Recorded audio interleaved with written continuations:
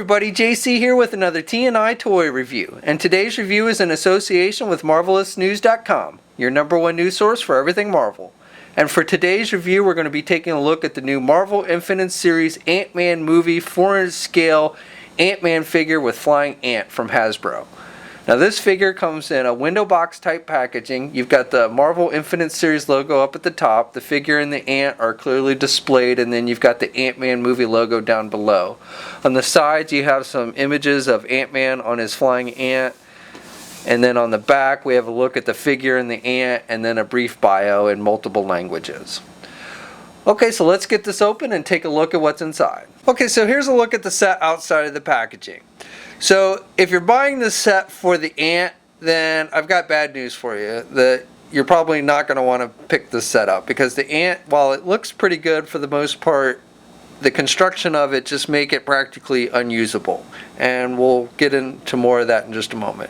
For the figure itself, I think the figure is pretty decent. So if you're buying it for the figure, you'll probably be happy for the most part.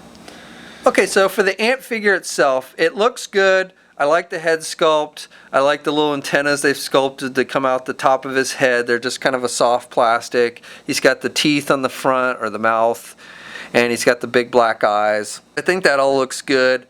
He's got the they've just used that yellow translucent plastic for the wings, which are attached with ball joints, so he's got some movement with the wings. You know, they look very similar to the wings used on both the Marvel Legends and Infinite Series Wasp figures. So those look good. Good sculpting detail. The back, the butt of the ant is a separate piece, again attached with a ball joint, so you got some movement there in the back and you can swivel. So good movement there. Where this figure falls apart, literally, and the reason why I would say you would want to pass on it, is because of the way the legs are constructed. So he's got 6 legs total, and they're all attached with just little ball joints. Problem is that the balls do not fit very well into the holes they've made for this figure, so they're constantly falling off the figure.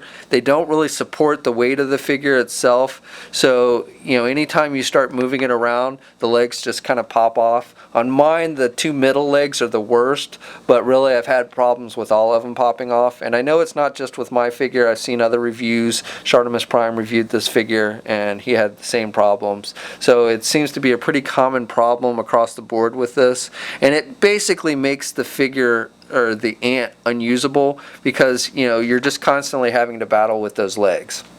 So unless you're just going to kind of set it on the shelf and never touch it again, you know, I really wouldn't recommend this ant. My other complaint about the ant is, now I'm assuming this is supposed to be Anthony the ant that we see in the Ant-Man movie that, you know, Ant-Man flies around with, but they did not include the little control panel up here that should be at the top near the head of the ant.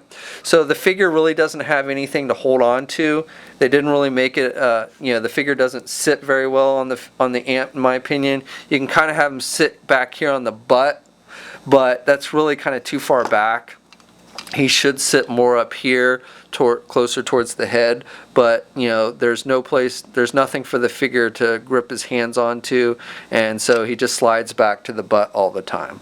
So to me, I would have liked it would have been more movie accurate if they included that control panel, and then it would have also just given him something to hold on to. Okay, so moving on to the figure itself. Now, the big thing about this figure is, if you've been collecting the Marvel Infinite Series 4-inch line, then you know that articulation has become quite scarce on these figures. But this is a new mold that Hasbro, this is the first figure to incorporate this new mold, and it's supposed to have more articulation than the other newer molds that we've been seeing. Now, the articulation on this is not as good as the old Marvel Universe figures, but it is an improvement upon the more recent Infinite Series figures we've been seeing in this line. So before we look at the articulation, though, the detail on the figure I think is pretty good for the most part.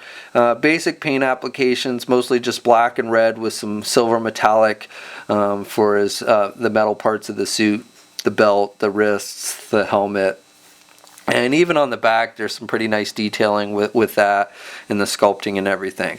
Now the red on this particular figure, based on what we see in the movie and everything, I think is a little bit off. It's too red. It doesn't look bad to me, but it's not quite movie accurate. I think the red that they used on the 6-inch version is closer to what we see in the movies. Okay, so this figure stands at about a little bit over 4 inches tall, a little bit less than 4¼ inches. It's in pretty good scale with the other Marvel Universe / Infinite Series figures. So here's a look at with the Daredevil figure. This uses the old Marvel Universe sculpt, and you can see they're about the same height. Here he is next to one of the more recent released Infinite Series figures. This is one of the new sculpts with the less articulation. This is the armored Daredevil figure, and again you can see they're about the same height. This Daredevil is maybe a little bit taller, but for the most part they're about the same height. Now when it comes to Hasbro's other 4-inch movie lines, the scale varies a little bit. So here's the Black Widow, the Age of Ultron Black Widow figure that Hasbro did, which was part of a Toys R Us exclusive set. And you can see that Black Widow is a little bit shorter than Ant-Man, which, you know, that it would probably be the case in the movie. Paul Rudd being a little bit taller than Scarlett Johansson. Here's one of the less articulated figures. This is the Scarlet Witch figure, and again, Ant-Man is a bit taller than Scarlet Witch.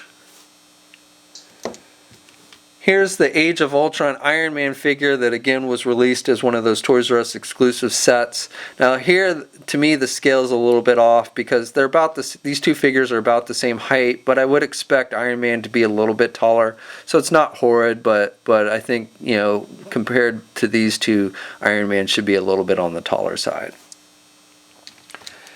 Here's the Age of Ultron Captain America figure. Now this is where the scale is the most off to me. Now this again is one of those 5 points of articulated figures, but you can see that Ant-Man is a fair bit taller than Captain America here, and so I would expect these two to be about the same height.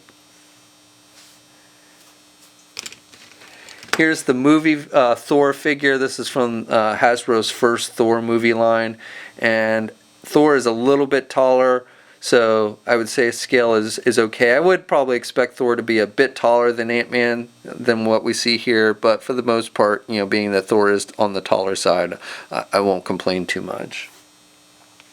And then finally, here's the Falcon figure released in the Captain America the Winter Soldier line. And again, Falcon is a little bit on the short side, Ant-Man is taller here, so the scale's a little bit off to me on, again, these two I would expect to be about the same height.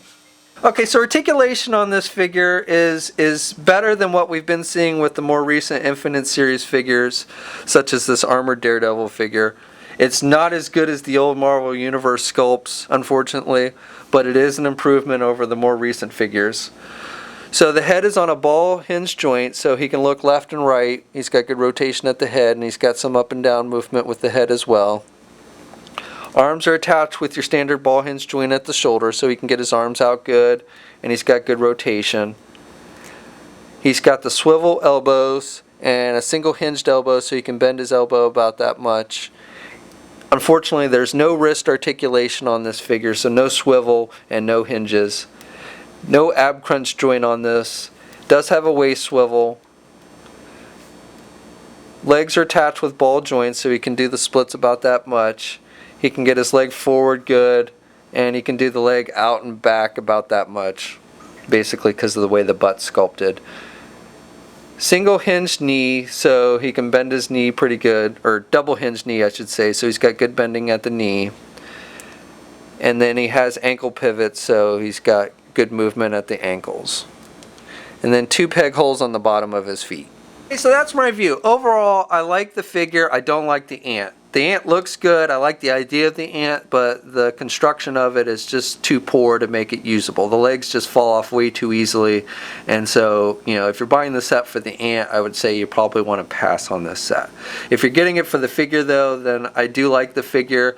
I like the added articulation. It's a move in the right direction, and you know, especially if you're into movie figures, it makes a nice figure. Now, scale wise, it's not perfect with the other movie figures Hasbro's been doing, but it's not horrid either.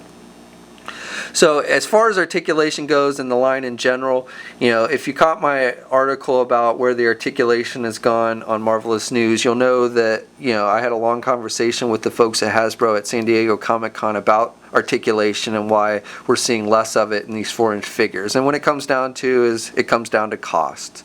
You know, to make a highly articulated 4-inch figure, it would make the cost of these things in the neighborhood of $18 to $20, which retailers don't feel people would pay for a smaller scale figure like that. You know, with the Marvel Legends, the 6-inch figures, you know, it's $20, and people are much more willing to pay that for a larger figure than they would for a smaller figure. And so that's what it comes down to. I don't like it, but I understand it, and regardless of how much we say we hate it, it's not really going to change the market that we live in today. So, you know, I am glad to see some articulation incorporated back. I certainly would like to see more if possible, but I think if Hasbro kind of stuck with this Ant-Man, the mold used for this Ant-Man, and then for the more articulated, agile characters like Daredevil and Spider-Man, use the old Marvel Universe figures, then I think the future of this line will be much brighter. I definitely think they should try and steer away from these other sculpts that they've been putting out with the less articulation, like with this armored Daredevil figure that we saw. So that's my review. This figure is hitting shelves now, especially at places like Toys R Us. That's where I've seen it the most. I'm not sure if Target and Walmart are carrying it, but definitely have seen it at Toys R Us. And you can also, of course, get it online at places like Big Bad Toy Store. We'll have a full gallery of images up at marvelousnews.com. There's a link in the description below. And as always, you know, leave a comment. Let us know what you think. If you're so inclined, please like the video. And if you haven't already, please subscribe. But until next time, I'll catch you later.